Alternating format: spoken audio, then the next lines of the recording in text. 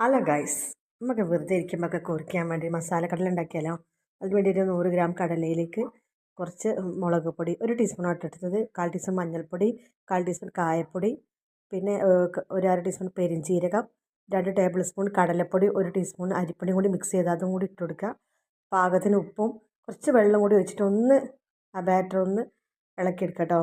ആ മസാലയൊക്കെ ആ കടലമേൽ ഇങ്ങനെ പിടിക്കാൻ വേണ്ടിയിട്ടാണ്. എന്നിട്ട് നമുക്ക് ഒരു ചട്ടി അടുപ്പത്ത് വെച്ചിട്ട് അതിലേക്ക് വെളിച്ചെണ്ണ ഒഴിച്ച് കൊടുക്കുക. ചൂടാകുമ്പോൾ ഓരോന്നോരോന്നായിട്ട് ഇങ്ങനെ കടല ഇട്ട് കൊടുക്കുക കേട്ടോ. ഇത് 2 ഭാഗം വേകുന്നത് വരെ നല്ലോണം ഒന്ന് തിരിച്ച് മറിച്ചിട്ട് കൊടുക്കുക. ലാസ്റ്റ് കോരാൻ സമയത്ത് കുറച്ച് വെളുത്തുള്ളിയും തോലോടൊക്കെ തന്നെ കുത്തിയാൽ മതി കേട്ടോ. പിന്നെ കുറച്ച് കരിവേപ്പിൻ്റെ ഇലയും കൂടി ഒന്ന് ഇട്ട് കൊടുക്കുക കേട്ടോ.